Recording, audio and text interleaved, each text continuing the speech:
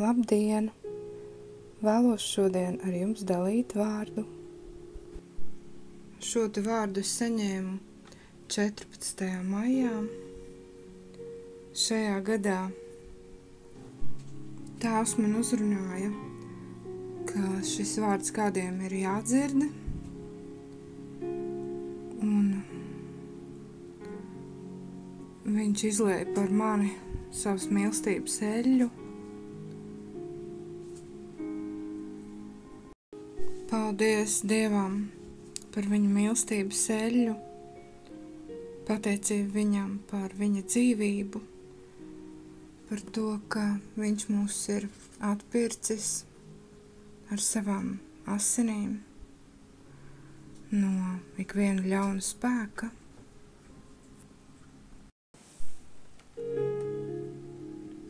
Viņa asinīs mēs patiešām esam glābti. Viņš ir mūsu ķēniņš, viņš ir labs, Dievs ir labs, viņš ir mūsu ārsts, un es no visas sirds pateicos par viņa dziedināšanu. Viņš patiesi dāvā mums dzīvību,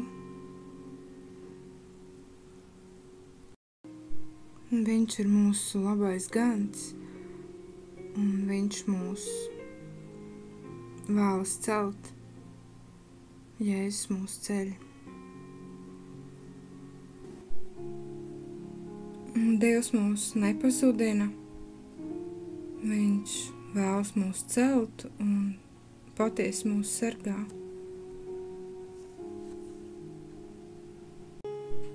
Šis vārds tātad viņš uzrunā, ka tad, kad mēs ēdam viņa maizīti, tas arī ir šis sakraments, ka mēs ēdam viņa miesu. Dievs ēd to, ko mēs ēdam. Viņš citreiz to izšpļauj ārā, ja mēs esam remdeni, viņš mūs izšpļauj. Viņš izšpļauj. Jā, ko mēs runājam, ko mēs darām, kādi esam mēs. Viņš ēd, jā, mūs. Tas ir tādā veidā, kad ir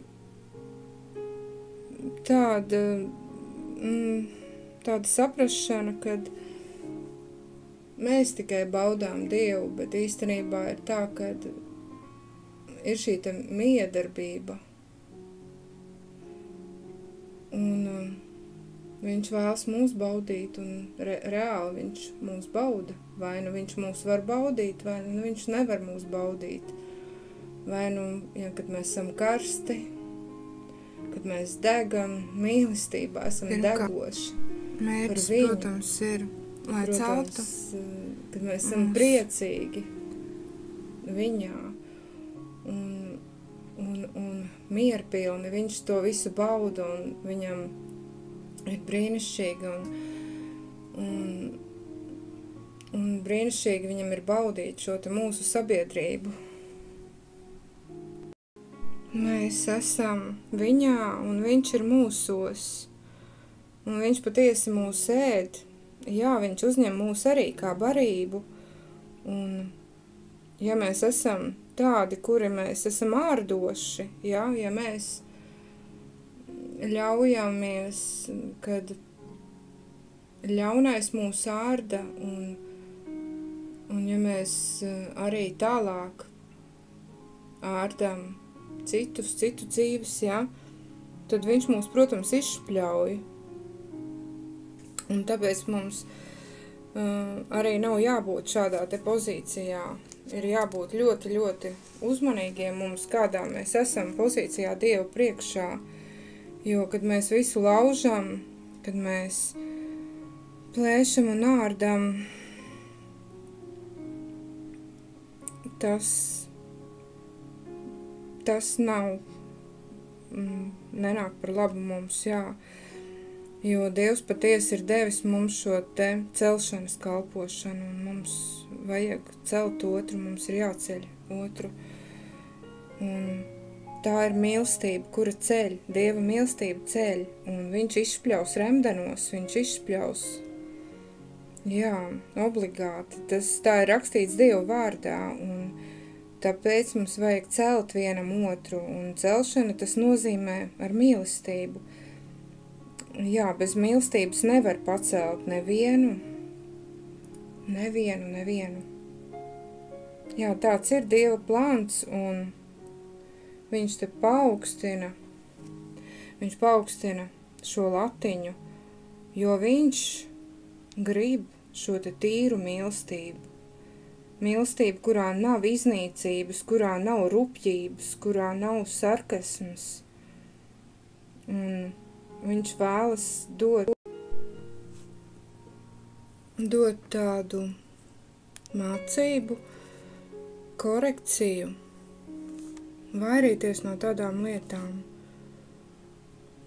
jo mūsu Tēvs patiesi nedos mūs saplosīt, jo viņš vēlas tīru mīlestību. Tādēļ mums ir ļoti jāskatās, kādā stāvoklī ir mūsu sirdis. Dievs vēlas, lai mēs skatāmies, jā, vai tā ir tīra mīlestība, vai tā ir kaut kāda pazudinoša mīlestība. Jā, var būt mīlestība, bet viņa var būt arī pazudinoša. Un šāda mīlestība ir miesīga mīlestība. Tie var būt kaut kādi miesīgi nodomi, kuri nāk no miesas prāta, un kuri neved mūs uz labu. Mēs varam domāt, ka mēs darām kaut ko labu, bet tas nebūs uz labu. Tam ir ārdošs, postošs raksturs. Tā ir postošs spēks, un tie ir uzbrukumi no velna. Bet mums, kas ir jādara, mums vajag glābt vienam otru, ja, no uguns, bet tādā veidā, kad mēs skatītos, lai mēs paši nenosmērējam savas drēbes ar agresiju, piemēram, vai ar kādu cita veida ļaunumu, ar ļaunām īpašībām. Mums patiesi ir jāvairās. Mums ir jāvairās no šāda veidā darīt lietas, un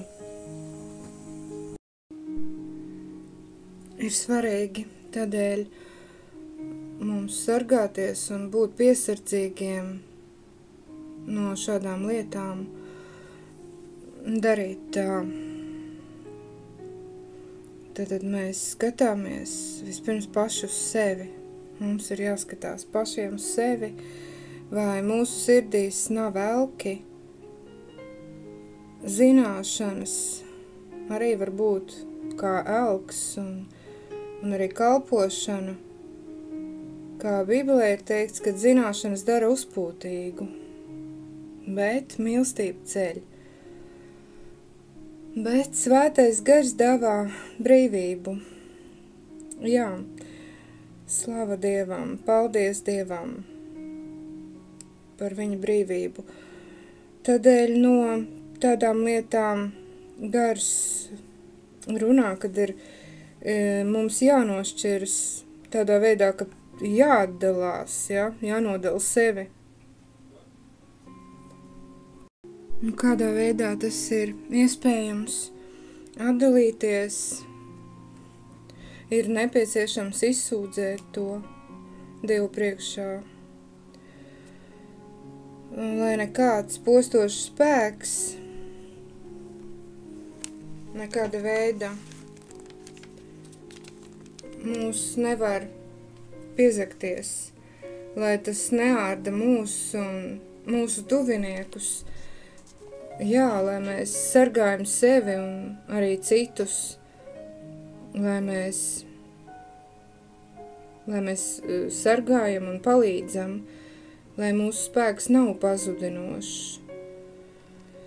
lai mēs turam sevi, lai mēs turam savu garu tīrībā. Un šeit tiešām nederēs nekāda attaisnojumi nevar palīdzēt. Mums patiesi vispirms ir jāskatās uz sevis, un arī es, šo te runājot, vispirms skatos pat uz sevi,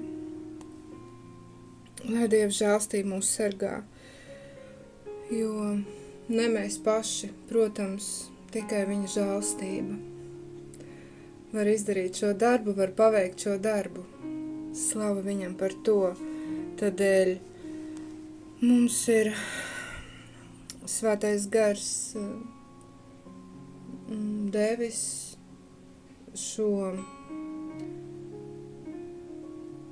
vadību, kad skan šis vārds, un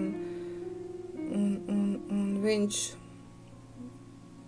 vada, ka mēs uzmanītos, ka mēs piesargātos, patiesi darīt otram sliktu. Jā, jo slikta sabiedrība tā iznīcina labu morāli, iznīcina labu raksturu un īpašību, garīgu īpašību, kopumu. Un cilvēks var tiešām pielāgoties vairākumam, saplūstot ar to, un pat nepamanīt, kad ir noticis kaut kas, slikts, kaut kas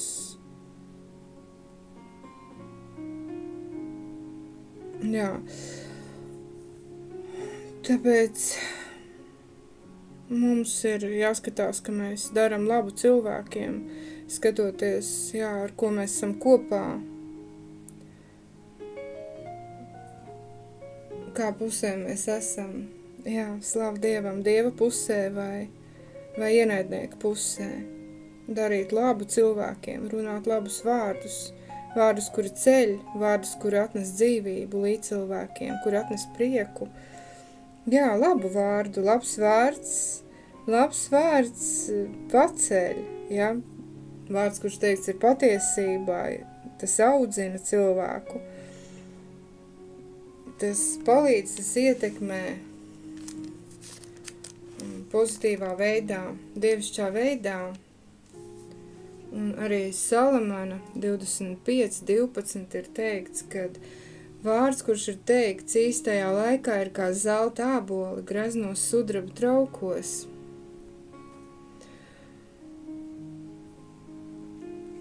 Tātad nomākts gars kaltē kaulus, bet labs vārds, viņš var palīdzēt. Labs vārds var dot prieku. Un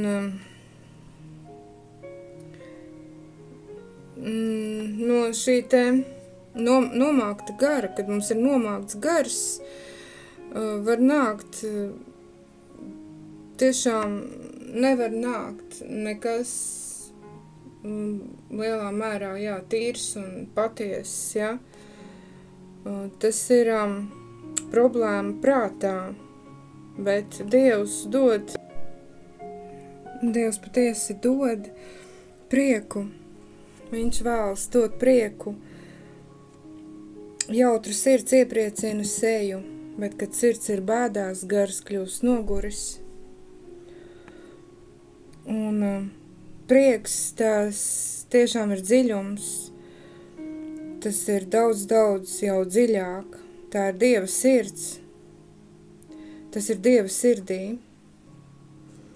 Šī mācība ir no Dieva sirds. Šī ir tiešām gudrības runa ar norādījumiem, ar pamācībām. Tādēļ Dievs vada un runā, ka mums jānošķirās no jebkādām kārībām, no acu kārībām, no jebkādas lielības, jo tiešām, ja mēs esam šajā, tad mēs tiešām neuzskatīsim visu šo kā savējo, un mēs neuzskatīsim kā savējo Svēto garu, jo mums patiesi ir dots pazemības gars, un tādēļ mums nav jālielas ar sevi, ar kaut kādiem saviem sasniegumiem, ar kaut kādiem saviem muskuļiem, ar to, ko mēs darām paši.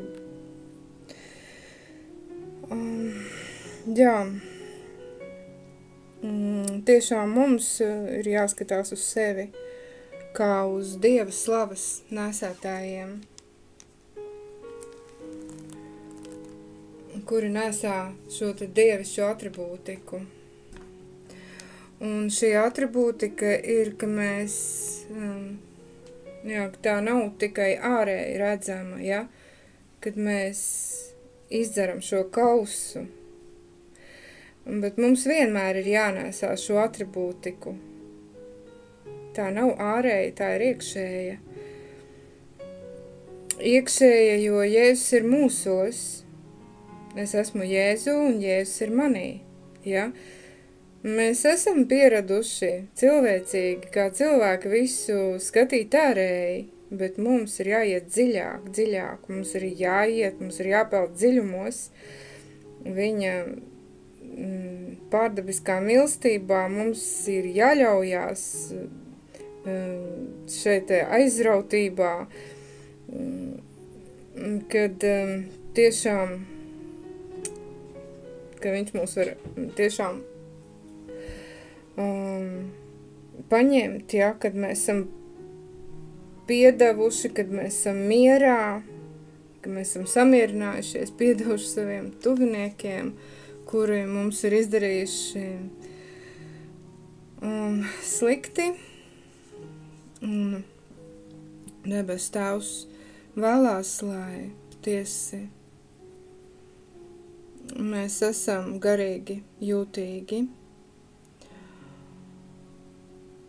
lai mēs esam karsti, pilni ar viņa mīlestību,